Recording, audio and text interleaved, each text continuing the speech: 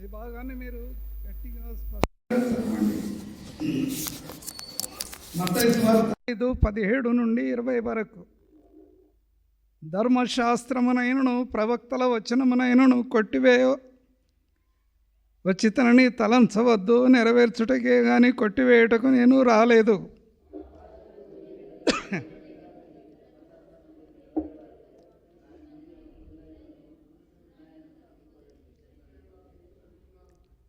కాబట్టి ఆజ్ఞల్లో మిగుల అల్పమైన ఒక దాని అయినను మీరి మనుషులకు అలాగు చేయబోధించువాడెవడో వాడు పరలోక రాజ్యములో మిగుల అల్పుడనబడును. అయితే వాటిని గైకొని బోధించువాడెవడో వాడు పరలోక రాజ్యములో గొప్పవాడ అనబడును.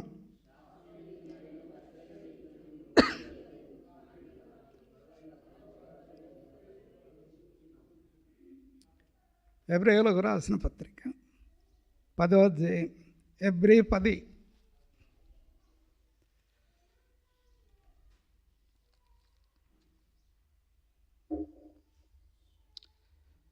మొదటి నుండి కొన్ని వచనాలు మార్చి చదువుతాం.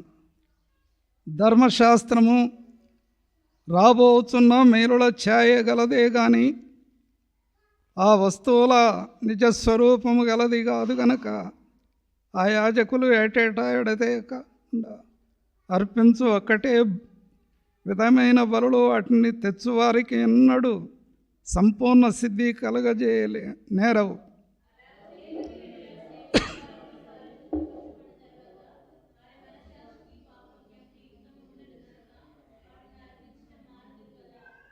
మూడవ వచనం.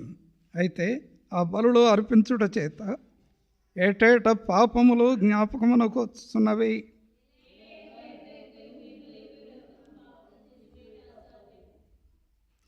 కాబట్టి ఆయన ఈ లోకంలో ప్రవేశించినప్పుడు ఇలాగ చెప్తున్నాడు, బలియు అర్పణయు నీవు కోరలేదు కానీ నాకు శరీరమును అమర్చితివి. 6వ వచనం.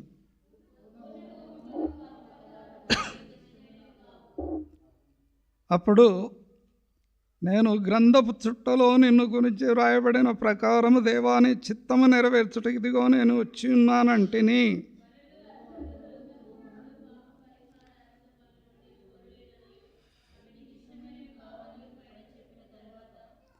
తొమ్మిదవ వచనం. ఆయన నీ చిత్తమును నెరవేర్చుటకు ఇదిగో నేను వచ్చి ఉన్నానని చెప్తున్నాడు. ఇదియో ధర్మశాస్త్రము చొప్పున అర్పింపబడుతున్నవి. ఈ రెండవ దానిని స్థిరపరచుటకు మొదటి దానిని కొట్టివేయుచున్నాడు.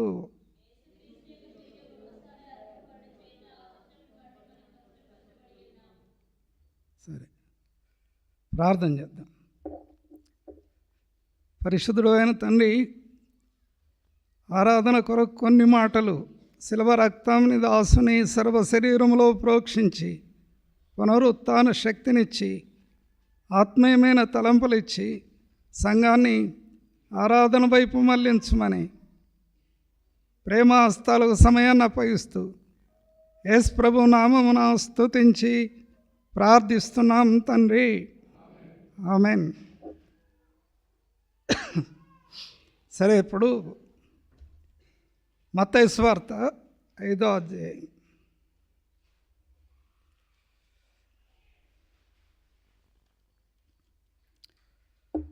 17వ వచనం. మత్తయి 5:17.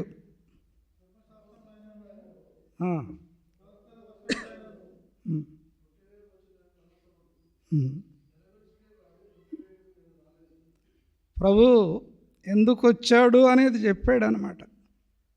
ధర్మశాస్త్రం ప్రవక్తల వచనం కొట్టివేయుటకు రాలేదని తలంచవద్దు అన్నాడు. నెరవేర్చుటకు కానీ కొట్టివేయుటకు నేను రాలేదు. ప్రభు వచ్చిన ఉద్దేశాన్ని ఇక్కడ ప్రభు స్పష్టంగా చెప్పాడు. ధర్మశాస్త్రం మరి యోహాను సువార్త 1వ అధ్యాయం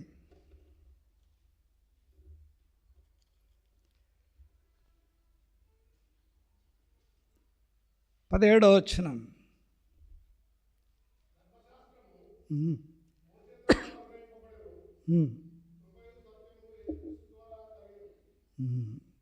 చాలండి.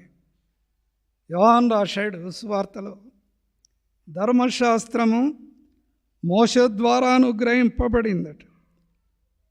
ఆ అనుగ్రహ ఐశ్వర్యం ప్రభు. కాబట్టి ధర్మశాస్త్రం మోషే ద్వారా అనుగ్రహింపబడెను అని వ్రాయబడింది. ధర్మశాస్త్రాన్ని తెచ్చాడు కానీ దాన్ని నెరవేర్చే విషయాల్లో తలంపు వేరు. కానీ కృపా సత్యము యేసు క్రీస్తు ద్వారా కలిగిందనమాట. రండి, యెహోషువ గ్రంథం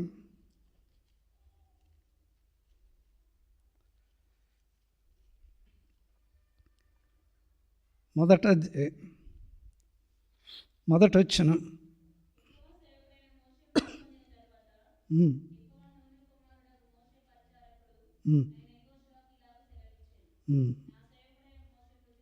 చాలు. యెహోవా సేవకుడైన మోషే మృతి పొందాడట. ధర్మశాస్త్రాన్ని తెచ్చాడు కానీ ఆయన 120 సంవత్సరాలు జీవించి మృతి పొందాడు. 120 సంవత్సరాలు ప్రభు ఆయుష్ పొడిగించి 40 సంవత్సరాలు ఐగుప్తులో ఉండి 40 సంవత్సరాలు మందను కాసి గొర్రెల 40 సంవత్సరాలు ఇశ్రాయేలును నడిపించాడు. మోషే రకరకాలుగా ప్రభు సన్నిధిలో వాడబడి ధర్మశాస్త్రాన్ని తెచ్చాడు. 2:20 నిర్గమాకాండం 20.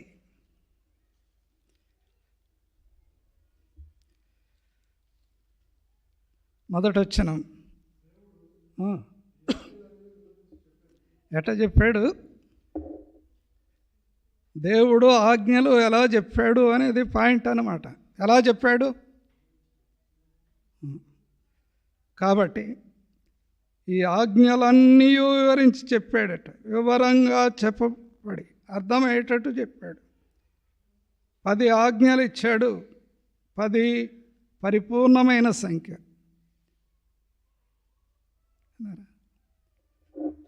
దావీదు రాస్తాడు 17వ అధ్యాయం కీర్తనలో,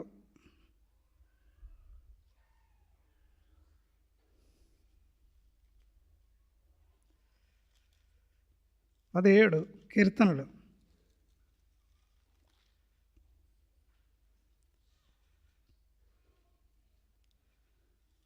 దానికంటే ముందుగా 19వ అధ్యాయం చూడండి ఒకసారి.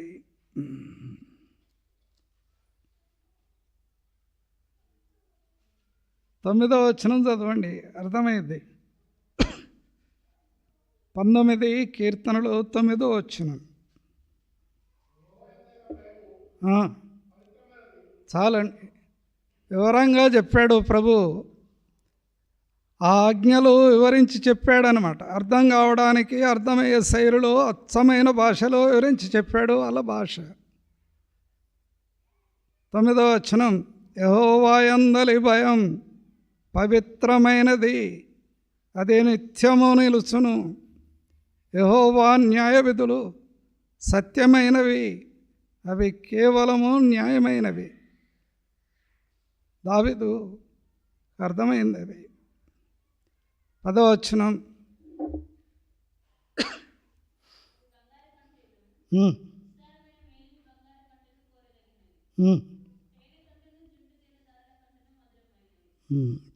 చాలం. యెహోవా యందలి భయం పవిత్రమైనది, అది నిత్యము నిలుచును. దేవుని వాక్యము నిత్యము నిలుస్తుంది. ఆ వాక్యాన్ని దేవుడు మోషే ద్వారా ధర్మశాస్త్రాన్ని ఇచ్చాడు. ప్రవక్తలకు హెచ్చరికలు ఇచ్చాడు. ఆ శాస్త్రాన్ని బట్టి ఆధారం చేసుకుని అవి పవిత్రమైనవి, నిత్యము నిలిచేవి, అవి భయముతో పాటించాలి. కాబట్టి యోహాను సువార్త 1వ అధ్యాయం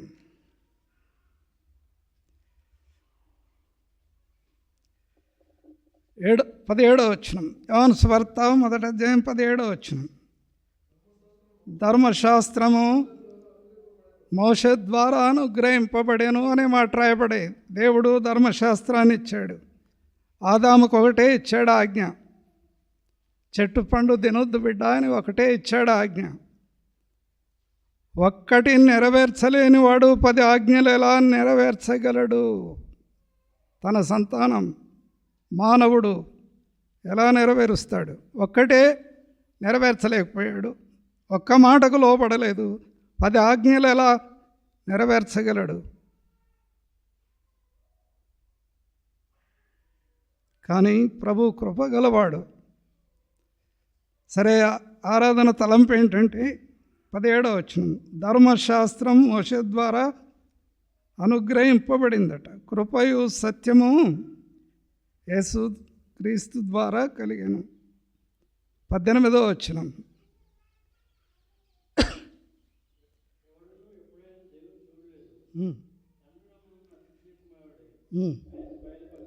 మోషే చూశాడా? ప్రశ్న. దేవుణ్ణి మోషే చూశాడా? 10 ఆజ్ఞలు ఇచ్చాడు కదా ప్రభు. హోరేబు పర్వతం మీదకి రమ్మని పిలిచాడు, 10 ఆజ్ఞలు ఇచ్చాడు. మోషే ఎప్పుడైనా దేవుని చూశాడా? ప్రశ్న. 33 నిర్గమకాండం.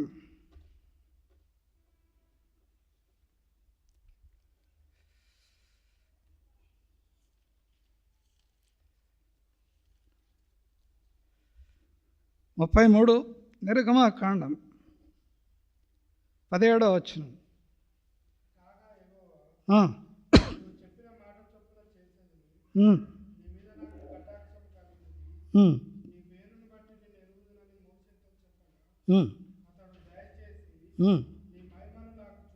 చాలు. మోషే అన్నాడు, అయ్యా కటాక్షము కలిగిందన్నావు, పేరు తెలుసు నీకన్నావు, కానీ దయచేసి నీ మహిమను చూపించు నాకు. మేఘంలో మరి ఆవరించి పర్వతం మీదకి వచ్చి స్వరం వినబడి మహిమ ఆవరిస్తే మేఘములో నుండి ప్రభు మాట్లాడుతున్నాడు. ఒకడు 12వ అధ్యాయం సంఖ్యాకాండం ఎలా మాట్లాడాడు అర్థం కావడానికి చెప్తున్నాను. 2:12 సంఖ్యాకాండం.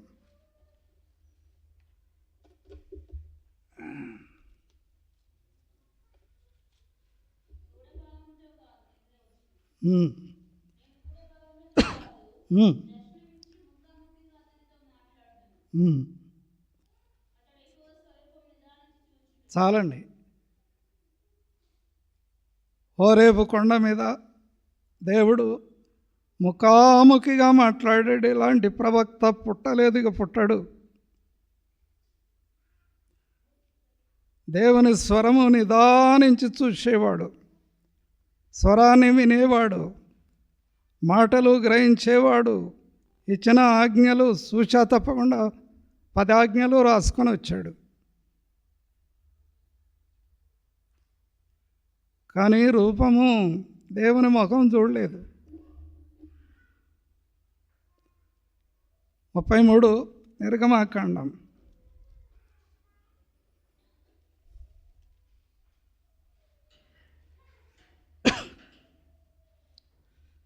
ఇరవై వచనం.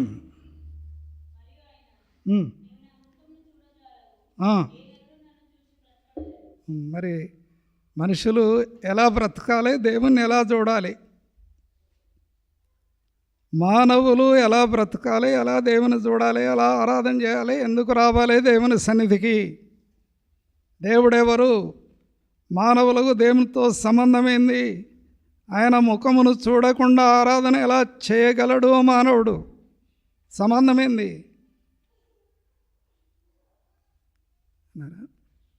కాబట్టి ఏ నరుడు నా ముఖమును చూడజాలడు, చూస్తే బ్రతకడు అన్నాడు. చూడవెరచెను మోషే, భయమైంది, అందుకే భక్తుడయ్యాడు ఆయన. అర్థమైందా? 3వ అధ్యాయం.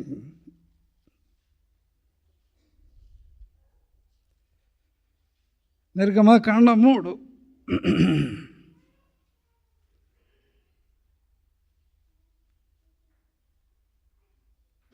3వ వచనం.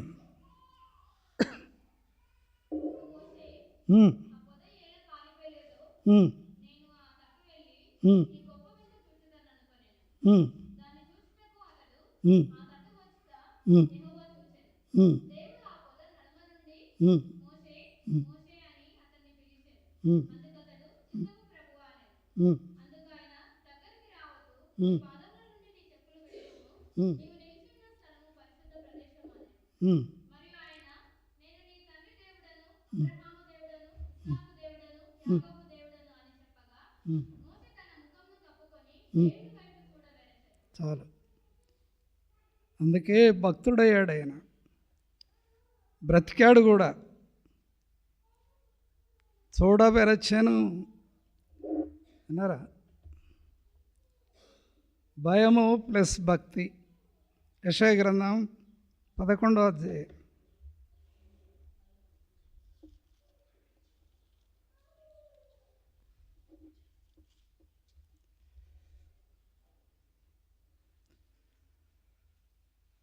మొదటి 2-3 వచనాలు చదవండి, అర్థమైంది. యెషయా గ్రంథం 11వ అధ్యాయం మొదటి 2-3 వచనాలు. ఉపోద్ఘాతం ఇది. మొదటి, యెషయా మొద్దు నుండి చిగురు పుట్టును, వాని వేరుల నుండి అంకురం ఎదిగి ఫలించును. యెహోవా ఆత్మ జ్ఞాన వివేకములకు ఆధారమగు ఆత్మ, ఆలోచన బలములకు ఆధారమగు ఆత్మ, తెలివిని యెహోవా ఎడల భయభక్తులు పుట్టించు ఆత్మ అతని మీద నిలుచును. అదనమాట భయము ప్లస్ భక్తి కలిగి, ఆత్మీయంగా వినయము కలిగి, విధేయుడై, సాత్వికుడై, తగ్గించుకొని, చూడబెరచి, ముఖం కప్పుకొని, చెప్పులు విడిచి, భయభక్తులు కలిగి ఉన్నందున అంగీకరించబడ్డాడు మోషే. అలాగూ ప్రభు ఆయనను వాడుకొని ఆత్మీయంగా సిద్ధపరిచి 10 ఆజ్ఞలు ఇశ్రాయేలుకి ఇవ్వడానికి దేవుడు ఇష్టపడ్డాడు. పర్వతం మీదకి రమ్మని పిలిచి, స్వరాన్ని వినిపించి, రాతి పలకల మీద వాక్యాన్ని ఇచ్చాడు. 10 ఆజ్ఞలు. ఆ ఆజ్ఞలు ఏమైనాయి? రండి, యెహోషువ గ్రంథం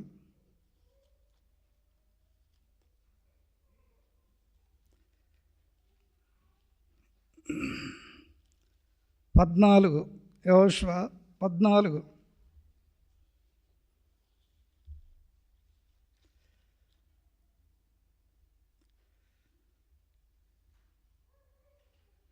ఏడో వచనం అండి.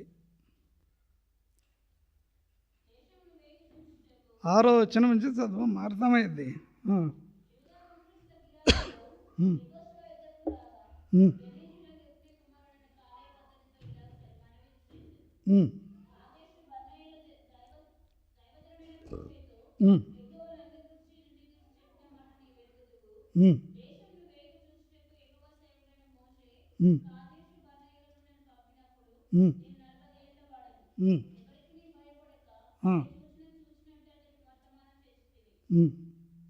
ఇంకా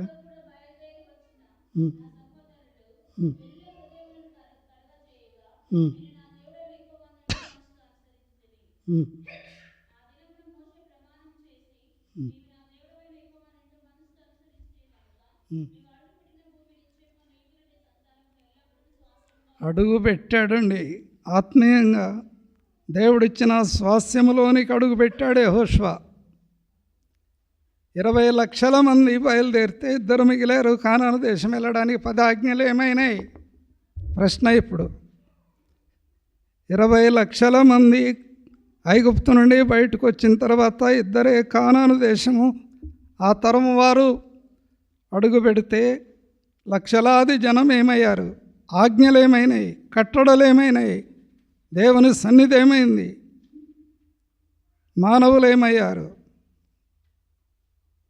కాబట్టి కృప అవసరం. కృపకు పాత్రులు కావాలి మానవులు. 10 ఆజ్ఞలు ఇచ్చాడు, కానీ ఇద్దరే మిగిలారు వాగ్దత్త దేశంలో, అడుగు పెట్టారు ఆ దేశంలో. కొరింథీయులకు రాసిన పత్రిక 10వ అధ్యాయం 1 కొరింథీ 10 5వ వచనం క్లుప్తంగా. 1 కొరింథీ 10 వచనం 5.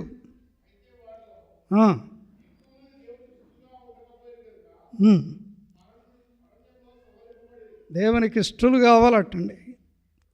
దేవుడు ఉన్నాడు, దేవుడు మహిమా స్వరూపి, తేజోమయుడు, పరిశుద్ధుడు, నిత్య నివాసి. ఏ మానవుడు దేవుని చూడలేదు. స్వరాన్ని విన్నారు పూర్వకాలంలో. ఆజ్ఞలు ఇచ్చాడు. ఆజ్ఞలు, కట్టడలు, న్యాయ విధులు అనుసరించి నడవండి, నన్ను చూడలేరు మీరు ఇప్పుడు, తర్వాత చూస్తారు. అదో సదుపాయం ఉంది, తర్వాత చూస్తారు. కానీ ఇప్పుడు వాక్యం ఇస్తున్నాను మీకు. వాక్యం ఈ రూపంలో వస్తుంది. వాక్యాన్ని వినాలి, లోబడాలి, ఆత్మీయంగా భయపడి భయభక్తులు కలిగి నా మార్గంలో నడవాలి అంటే అనేకుల ఇష్టలుగా నడిచారు. 5వ వచనం అలా చదవండి. 1 కొరింథీ లోకంలో ఎక్కువ మంది దేవునికి ఇష్టలుగా ఉండారట. మానవుల్లో దేవునికి ఎక్కువ మంది ఇష్టలుగా ఉండరు. మనం ఎందుకు తక్కువగా ఉన్నాము ఈ సంఘములో? కారణం ఏంది? దేవునికి ఇష్టలు. ఆయనకి ఇష్టలైన వారికి భూమి మీద సమాధానం, శాంతి, నెమ్మది, ఆశీర్వాదం, ఆరోగ్యం, ఆయుష్ పొడిగించి ఆత్మీయంగా నడిపించి ఆదరించే ప్రభు మీద ఆధారపడే వ్యక్తులు అవసరమైన కని. అర్థమైందా? రెండవసారి యెహోషువ 14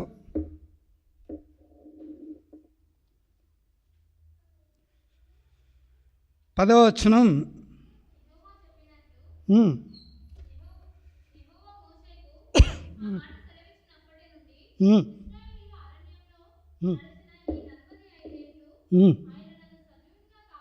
సజీవునిగా కాపాడేది ఆరాధన తలంపులండి. ఈనాడు సజీవులముగా మనం ప్రభు సన్నిధిలో కనబడుతున్నాం. దేవుని కృప. అకాలపు కాయల వలె అనేకులు రాలిపోయారు. కాలేబు సాక్ష్యం ఇస్తున్నాడు. ఆ దేశంలో అడుగుపెట్టే కృప ఇచ్చాడు.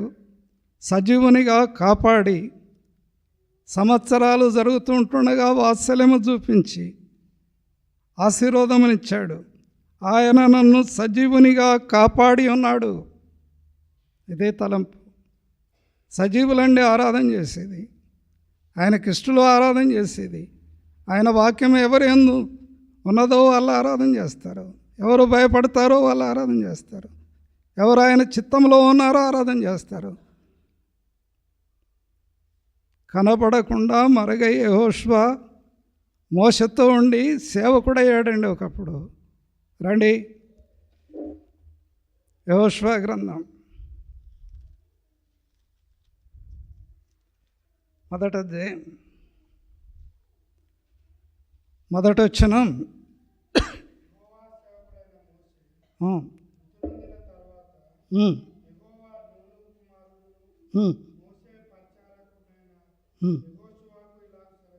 ఎవరండి మోషే? ఎవరు? యెహోవా సేవకుడు. నూను కుమారుడు ఎవరు? మోషే పరిచారకుడు. 45 సంవత్సరాలు అరణ్యంలో ఉండి దేవునితో నడుస్తున్నప్పుడు మోషే యెహోషువ పరిచారకుడై ఉండి మోషే ఆధీనంలో ఉండి తరబేదు పొందినవాడు. అర్థమైందా? ఆయనకు అప్పగించమని చెప్పాడు ప్రభు లేక దేవుడు.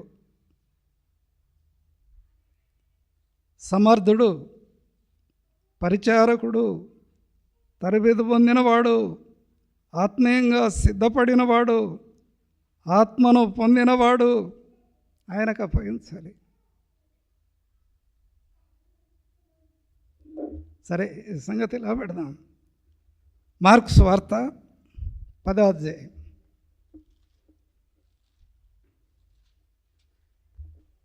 45.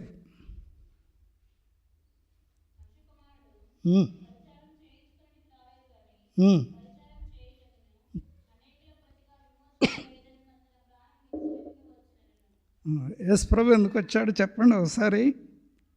పరిచారము చేయించుకొనుటకు రాలేదట ఆయన. విన్నారా? పరిచారము చేయించుకొనుటకు ఆయన రాలేదు, పరిచారము చేయడానికి వచ్చాడు ఆయన. శిష్యుల పాదాలు కడిగాడు. సరిపేటలో చెప్పాను ఒకసారి వాక్యం ఇది. శిష్యుల పాదాలు కడిగాడు ఆయన. పల్లెములో నీళ్ళు పోసి నడుముకు తువాల కట్టుకొని వాళ్ళ కాళ్ళు కడిగి ఆ కట్టబడిన తువాల తీసి వాళ్ళ పాదాలు తుడిచి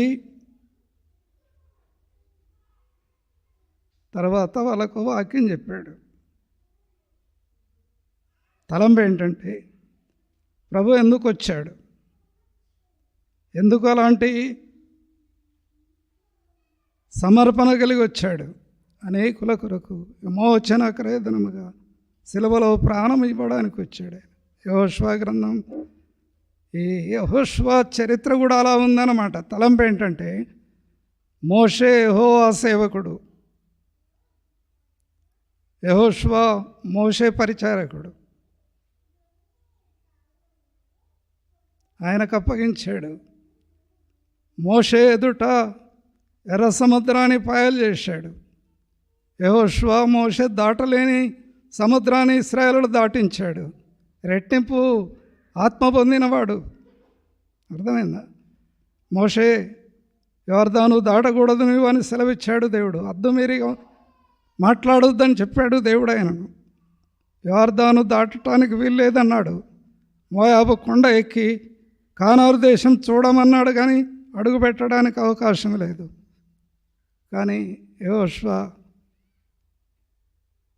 ప్రభు కృపను పొంది మోషకు పరిచారకుడై తగ్గించుకొని వినయము కలిగి ఇశ్రాయేలుల కానాను దేశం నడిపించి స్వాస్యాన్ని పంచినవాడు. యోసేపు వంశావళిలో నుండి వస్తాడు యెహోషువ. విధేయుడు, ఆత్మీయుడు. అంతకంటే విధేయుడు మన ప్రభు. రండి, యోహాను సువార్త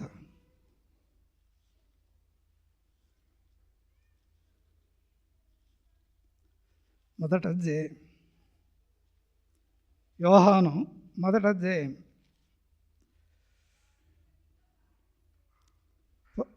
14వ వచనం.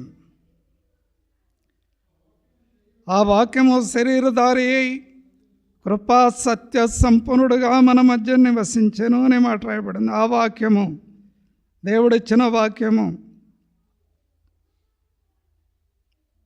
జీవవాక్యమును తెచ్చాడు మోషే.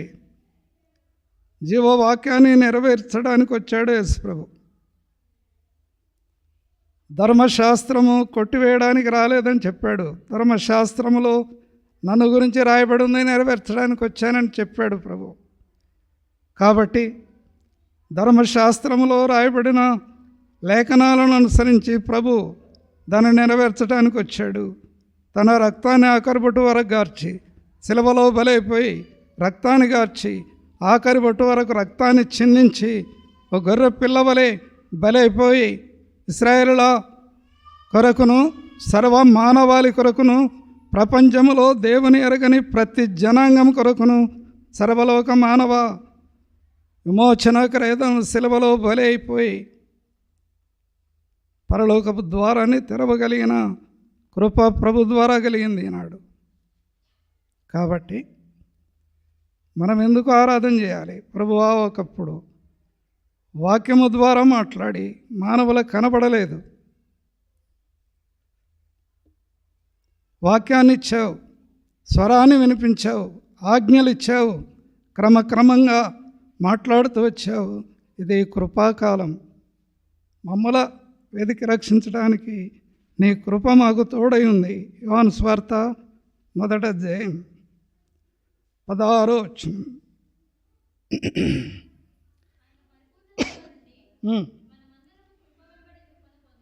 చాలండి. ఆయన పరిపూర్ణతలో నుండి మనమందరము కృప వెంబడి కృప పొందామట. కృప శిలువ యొక్క త్యాగం.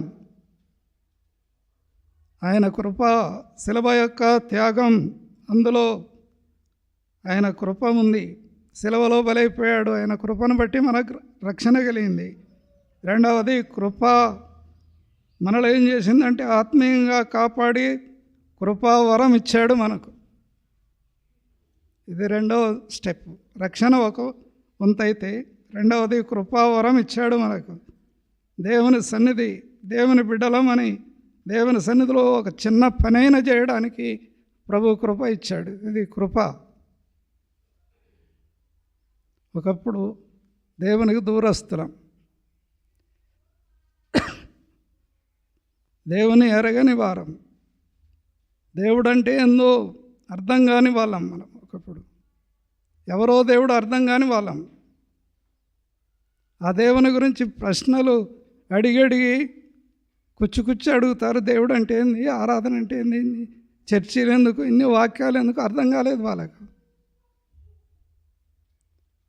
కానీ దేవుడు గ్రహింపించి రక్షణ ఇచ్చి కాపాడి, దేవుడు ఎవరు, మనకు కలిగిన రక్షణ ఏంటి, ఆ దేవునికి మనకున్న సంబంధం ఏంటి, దేవుడు ఎలా కాపాడుతున్నాడు, ఎలా ఆశీర్వాదం ఇచ్చాడు, ఆయుష్ పొడిగించి భూమి మీద సజీవ లెక్కల్లోంచి ఆరాధన చేయడానికి ఆత్మ నిగ్రహ శక్తినిచ్చి అవగాహన ఇచ్చాడు.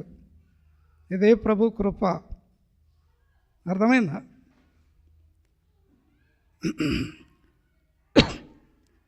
నేను ఒక షాప్ దగ్గర కూర్చున్నాను. ఓ మేధావి వచ్చాడు అక్కడికి. అందరు లేచి నిలబడ్డారు ఆయన రాగానే. కారణం, పేరు పొందినవాడు ఊర్లో. అందరు లేచి నిలబడ్డారు. నాకు అర్థం కాలేదు ఎవరంటే అయ్యగారు అని చెప్పారు వాళ్ళు. కానీ అర్థం ఏంటంటే, లోకంలో దేవుణ్ణి ఎరగని ప్రజలు ఉన్నారు. రండి ఎఫెసీయులకు రాసిన పత్రిక,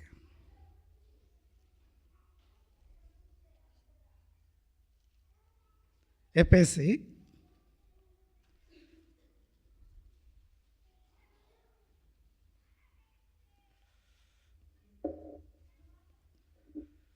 2వ అధ్యాయం, ఎఫెసీ 2వ అధ్యాయం 13వ వచనం అండి.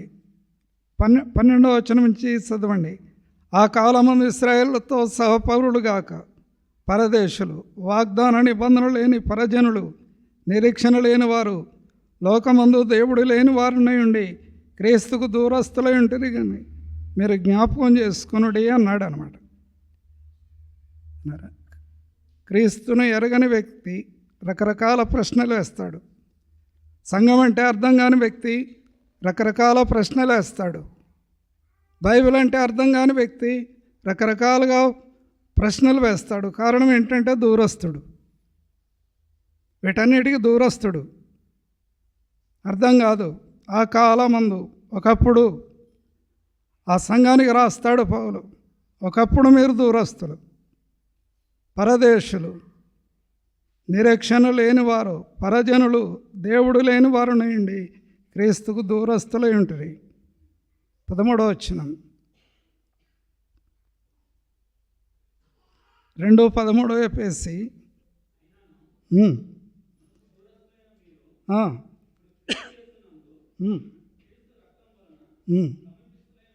చాలు. మునుపు మీరు దూరస్తులు. చూడండి, దేవునికి మానవునికి దూరమే ఎడబాపు అనేది కొంచెం అర్థం చేసుకుందాం. దేవునికి మానవునికి దూరం అనేది కొంచెం అర్థం చేసుకుందాం. మోషే ధర్మశాస్త్రాన్ని చేపడానికి కొండ ఎక్కాడు. ప్రజలందరూ పర్వతము దిగువ భాగములో ఉన్నారు. దేవుడు అన్నాడు, వెళ్ళు, దిగి వెళ్ళు, మేరను ఏర్పాటు చేసి అద్దు మీరు వచ్చిన ప్రతివాడు మరణిస్తాడు. అర్థమైందా? ఒక్కడే దేవుని పర్వతాన్ని ఎక్కగలిగాడు. దూరస్థుల సమీపస్థుల. కానీ ప్రభు కృప, ఈనాడు సమీపస్థులమయ్యా, ఆత్మీయంగా ప్రభు పాద సన్నిధికి రాగలుగుతున్నాం. ఆ వాక్యమే యేసు ప్రభు. యోహాను సువార్త రండి, మొదటిది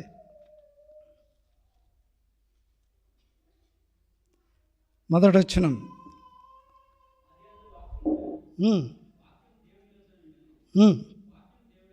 చాలు. ఎక్కడికి వచ్చాం మనం? దేవుని దగ్గరికి ఎలా వచ్చాం మనం? ఆయన కృపను బట్టి, ఆయన రక్తము ద్వారా కడగబడుట ద్వారా ఆత్మీయమైన అవగాహన కలిగి, మనోనేత్రాలు వెలిగించబడి, దైవ జ్ఞానం పొంది, ఆయన ఇచ్చిన కృపను బట్టి మనకు కలిగిన రక్షణ అవగాహనను బట్టి ఆయన సన్నిధికి రాగలిగాం. ఆయన వాక్యం మన చేతిలో ఉంది. ఆయన వాక్యాన్ని ధ్యానించగలుగుతున్నాం, అర్థమవుతుంది మనకు. ఆయన సన్నిధి భాగ్యం అనుభవించే కృప ప్రభు ఇచ్చాడు. కానీ పూర్వకాలం ధర్మశాస్త్రం మానవుని అద్దులో ఉంచింది. ఇంతవరకు కానీ మీరి రావద్దు, మీరి రావద్దని చెప్పి అద్దును ఏర్పాటు చేశాడు. దూరస్తులయ్యారు. ఆయన వచ్చిన తర్వాత వాక్యాన్ని వినిపించి, బిడ్డలారా ఇలా నడుచుకోవాలి, ఇది పద్ధతి, ఇది క్రమం, కాబట్టి మీరు ఇట్లా నడవండి అంటే అట్లా నడిచారు. నడవని వాళ్ళు చాలామంది ఉన్నారు. రెండవ వర్తమానం, అది వేరే విషయం. తలంపు ఏంటంటే, ఆ దేవుడు కృపా కనికరము గలవాడై సిలువలో ఆఖరి పట్టు వరకు రక్తాన్ని గార్చి ధర్మశాస్త్రాన్ని నెరవేర్చి, ఆ ధర్మశాస్త్రము ఆజ్ఞలు పాటించని ప్రతివాడు శాపగ్రస్తుడని వ్రాయబడినట్టు శాపము నుండి విడుదల కలిగించాడు. విమోచన క్రయధనం, సిలువల రక్తం మన కొరకు కార్చాడు ఆయన. ఎప్పుడు ధర్మశాస్త్రం సమాప్తమైంది, నెరవేరింది అని చెప్పాడు క్లుప్తంగా. కాబట్టి ఈ సంవత్సరం ప్రభు ఇచ్చిన వాగ్దానం, రండి యెహోషువ మొదటి అధ్యాయం 9వ వచనం.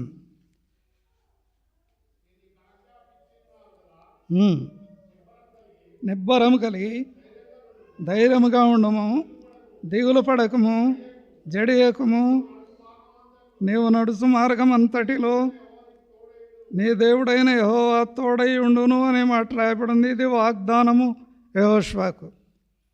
ఈ వాగ్దానము పరిపూర్ణంగా నెరవేరాలంటే ప్రభు ధైర్యపరచాలి, ఆయనను నిబ్బరంగా ఉండాలి, ఆయన దిగులు పడవద్దు, జడేయవద్దు, దేవుడు తోడై ఉంటాడు. కాబట్టి వెనుదిరిగి నశించిన చాలామంది ఉన్నారు. యుద్ధంలో చాలామంది కూలిపోయారు, చాలామంది నశించారు. కానీ దేవుడిచ్చిన ధైర్యాన్ని బట్టి, దేవుడిచ్చిన ఆ యొక్క కృపను బట్టి, దేవుడు తోడై ఉన్న కారణాన్ని బట్టి దేవుడు విజయమిచ్చాడు. ఆ మార్గమే ప్రభు. ఆయన సన్నిధి బలపరిచిన దేవుని ఆజ్ఞయే, ఆ యొక్క కట్టడలు, న్యాయవిధులు, యెహోవా నీకు తోడై ఉండును అని సెలవిచ్చిన వాగ్దానం. ఆ వాగ్దానం మన ప్రభు ద్వారా నెరవేరింది. ప్రభు అప్పటికున్నాడు ఆయనతో. మోషే కుడి వైపున తన బావు పోనిచ్చిన వాడేవాడు యేసు ప్రభు. తోడై ఉన్నది యెహోషువకు ఎవరు? యేసు ప్రభు. ఆయన లేకుండా ఏది కలగలేదు. ప్రతి విజయానికి కారకుడు ఆయన. సిలువలో సాతానును పూర్తిగా ఓడించాడు. శత్రువును ఓడించి పరలోక రాజ్యానికి మార్గాన్ని సరళం చేసి ఒక చరిత్ర సృష్టించి, సంవత్సరాలు ఇచ్చి, సంవత్సరం కిరీటంగా ఇచ్చి, ప్రతి సంవత్సరం కాపాడి భద్రపరిచి, మరొక సంవత్సరంలో ప్రవేశించే ఆధిక్యత ఇచ్చి, ఆత్మీయంగా బలపరిచి, దేవుడు క్రమక్రమంగా కాపాడుతున్న దేవుని ఎలా ఆరాధన చేయాలి, ఎలా దేవుని కనపరచాలి. క్యాలెండర్లు మారవచ్చు, కానీ ప్రభు మారడు. మార్పు చెందేది, పేజీలు తిప్పేసేది రోజులు గడుస్తున్నప్పుడు, నెలలు గడుస్తున్నప్పుడు మారేది, క్యాలెండర్లు మారుతాయి, కానీ ప్రభు మారడు. రెండవసారి మలాకి గ్రంథం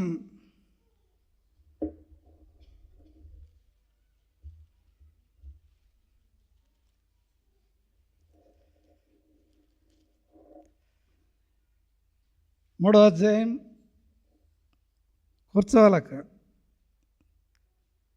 మలాకి గ్రంథం 3వ అధ్యాయం 6వ వచనం. యెహోవానైన నేను మార్పు లేని వాడని గనక యాకోబు సంతతి వారైన మీరు లయము కాలేదని ప్రభు సెలవిచ్చాడు. మార్పు లేనివాడు ఎల్లప్పుడూ ఉండేవాడు, ఎల్లప్పుడూ జీవించేవాడు. సంవత్సరాలు జరుగుతుంటుండగా కోపించునే వాత్సల్యము చూపించి తన ప్రేమను వెల్లడిపరిచి చేతి నీడలో కాపాడి భద్రపరిచి ఆత్మీయంగా నడిపిస్తున్న ప్రభు ప్రేమ ఎంత గొప్పది, ఎందుకు ఆరాధన చేయాలి అనిపిస్తుంది కొన్నిసార్లు. ప్రభు తోటి వారేమయ్యారు అనేది అనిపిస్తుంది కొన్నిసార్లు. తోటి వారు ఎన్ని బాధలు అనుభవిస్తున్నారు అనిపిస్తుంది కొన్నిసార్లు. తోటి వాళ్ళు ఎక్కడున్నారు అనిపిస్తుంది కొన్నిసార్లు. ఎందుకు ఇలా సజీవ లెక్కల్లోంచి కాపాడి భద్రపరిచి ఆరోగ్యమినిచ్చి ఆయుష్పడిగించి ఆత్మీయంగా నడిపిస్తూ నీ కృప వెల్లడి చేసిన నీ ప్రేమ ఎంత గొప్పది, ఎలా ఆరాధన చేస్తే అది సరిపోద్ది అనిపిస్తుంది కొన్నిసార్లు. మానవ జీవితం, మానవుని జ్ఞానం ఇచ్చాడు దేవుడు, ఆత్మనిచ్చాడు, వివేచనిచ్చాడు, గ్రహింపిచ్చాడు, తగ్గించుకునే స్వభావం ఇచ్చాడు. కొన్నిసార్లు హెచ్చించిపోతున్నప్పుడు బిడ్డ ఇదే కుడి ఎడమలు తిరిగిన ఇదే దారి, మరి నువ్వు కమ్మడమనట్టుగా దింపేస్తాడు. కొన్నిసార్లు హెచ్చించుకున్నప్పుడు తగ్గిస్తాడు, దిగి వెళ్ళాలి బిడ్డ నువ్వు కొన్నిసార్లు అని ఒక స్వరం వినిపిస్తాడు ప్రభు అంతరంగంలో. దానికి విధేయత కలిగి తగ్గించుకొని మోకరించి ఆరాధన చేస్తే ఆశీర్వాదం ఇచ్చి కృపలో భద్రపరుస్తాడు. అర్థమైందా? ప్రభు కృపామయుడు, ప్రేమామయుడు. యెహోషువ అంత ధైర్యశాలి అయినా ఒకసారి వరదీసిన కత్తి చేత పట్టుకుని యెహోషువ ఎదుట దూత నిలిచాడు. యెహోషువ అడిగాడు, ఎవరయ్యా నువ్వని. మా పక్షాన ఉన్నావా, మా విరోధుల పక్షాన ఉన్నావా అంటే, నీ పక్షాన లేను, విరోధుల పక్షాన లేను అన్నాడు. సందర్భం వచ్చింది, నేను ఎవరి పక్షాన రాలేదు, యెహోవా సేనాధిపతిగా వచ్చానన్నాడు. ఖడ్గం బట్టి దూశాడు, యెహోషువ ఎదుట నిలిచాడు. సాగిలపడి విధేయుడై తగ్గించుకొని కరెక్షన్ చేసుకుని విధేయుడైతే అప్పుడు విజయం కలిగింది.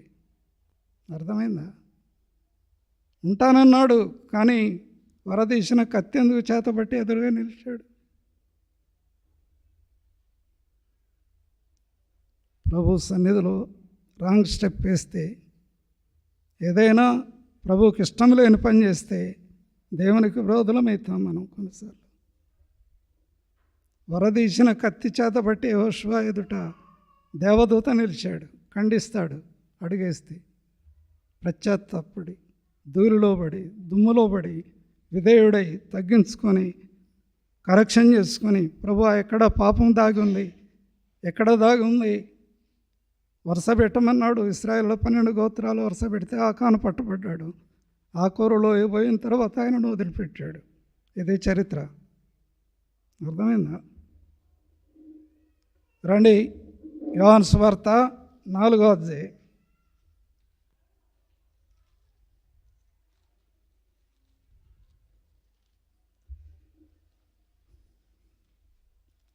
యోహాను 4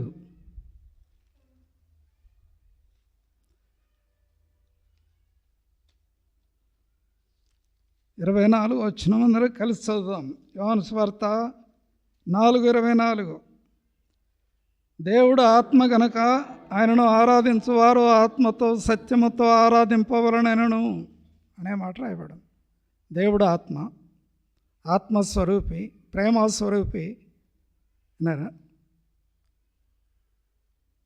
దేవుడు ప్రేమామయుడు. మన కొరకు యేసు ప్రభు రూపంలో వచ్చి ప్రాణం పెట్టి సమాధి చేయబడి తిరిగి లేచి శిలువ రక్తము ద్వారా మనకు కలిగిన విమోచన క్రయధనమును బట్టి ఆయన నామమున తప్ప ఆరాధన ఏ నామమున వెళ్ళదు ఆయన దగ్గరికి. ఏ నామమున తప్ప ఆకాశము కింద ఇవ్వబడిన ఏ నామమున ఆయన దగ్గరికి ఆరాధన వెళ్ళదు, ప్రార్థన వెళ్ళదు. మధ్యవర్తి ఆయన, చరిత్రకు మధ్యవర్తి, లోకానికి మధ్యవర్తి, ప్రజలకు మధ్యవర్తి. కాబట్టి మన ఆరాధన ప్రభు దగ్గరికి చేరాలంటే మోచన క్రయధనం యేసుప్రభు. యేసుప్రభు లేకుండా ఏది లేదు. ఈనాడు మనం కూడా లేము, ఈరోజు కూడా లేదు. నూతన సంవత్సరం మొదటి పరిశుద్ధ దినం ప్రభు సన్నిధిలో కొన్ని నిమిషాలు ఆరాధన చేస్తాం. 20 లక్షల మంది బయటికి వెళ్తే 2 కానానుకు వెళ్ళారు. దేవుని కృప. ఎవరో శేషం ఉంది. అందును బట్టి దేవుని ఇశ్రాయేలులు స్తుతించారు. శేష జీవితం ప్రభు కొరకు మనం తగ్గించుకొని ప్రభు పాదాలు పట్టుకొని ఆరాధన చేస్తే ఆత్మీయంగా దేవుడు అధికమైన కృప ఇచ్చి అవగాహన ఇచ్చి ఆత్మీయమైన లోతులోనికి నడిపిస్తాడు. దేవుడు తన వాక్యాన్ని దీవించును గాక. ఒక పాట పాడదాం.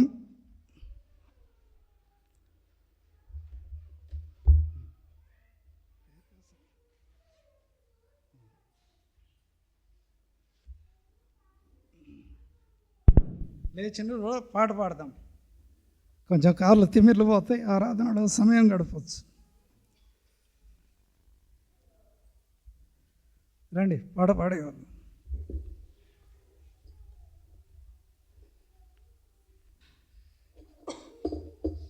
నూట 94 పాట సంఖ్య. పల్లవి మొదటి చరణం, రెండవ చరణం, చివరి చరణం. పల్లవి మొదటి 2 చరణాలు, చివరి చరణం పాడతాం.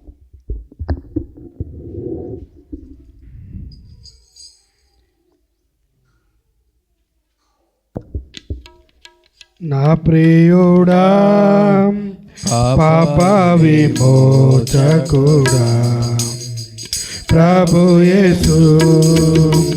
నా ప్రియుడా పాప విమోచకుడా ప్రభు యేసు. నా ప్రాణమును కాపాడి నూతన బలము సగేను. నా ప్రాణమును కాపాడి నూతన బలము సగేను.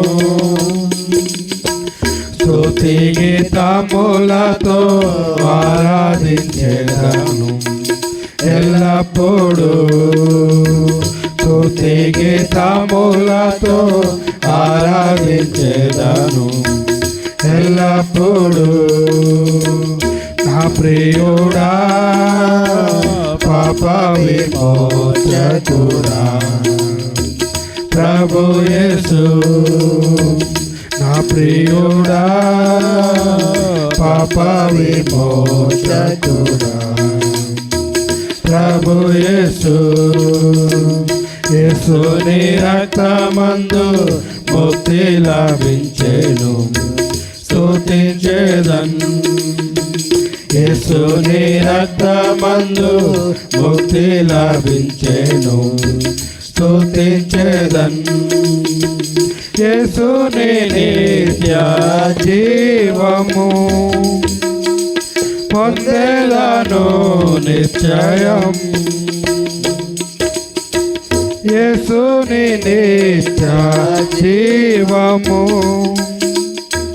పొందెదను నిశ్చయం. యేసు నాకే నా స్తుతి సుమములు సుమధురం. యేసు నాకే నా స్తుతి సుమములు సుమధురం. నా ప్రియుడా పాప విమోచకుడా ప్రభు యేసు. నా ప్రియుడా పాప విమోచకుడా ప్రభు యేసు. తల్లిగా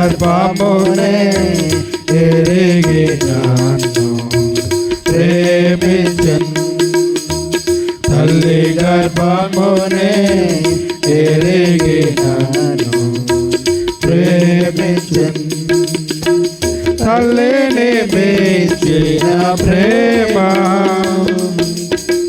చూపిన మరువని ప్రేమ. తల్లిని మించిన ప్రేమ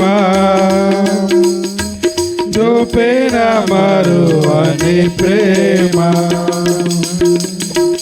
తల్లి మరచిన మరువడేసు నిరతము.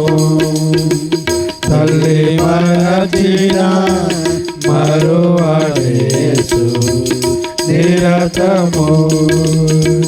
నా ప్రియుడా పాప విమోచకుడా ప్రభు యేసు.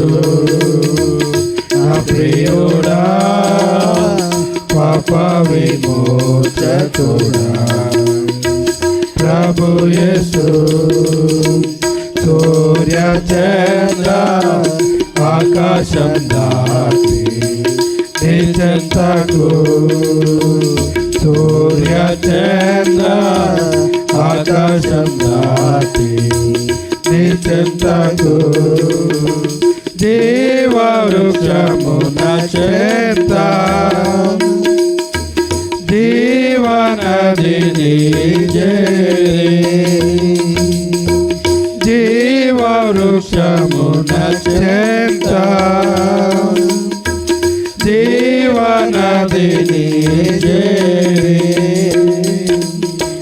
హల్లెలూయా హల్లెలూయా ఎల్లప్పుడూ. హల్లెలూయా హల్లెలూయా ఎల్లప్పుడూ. నా ప్రియుడా పాప విమోచకుడా ప్రభు యేసు. నా ప్రియుడా పాప విమోచకుడా ప్రభు యేసు. ప్రాణమును కాపాడి నూతన బలము సగేను. నా ప్రాణమును కాపాడి నూతన బలము సగేను. స్తుతి గీతములతో ఆరాధించెదను ఎల్లప్పుడూ. స్తుతి గీతములతో ఆరాధించెదను ఎల్లప్పుడూ. నా ప్రియుడా పాప విమోచకుడా ప్రభు యేసు. నా ప్రియుడా పాప విమోచకుడా ప్రభు యేసు. ఓ సహోదరుడు ఒక సహోదరి మార్చి ఆరాధన చేస్తాం సండే స్కూల్ పిల్లలు.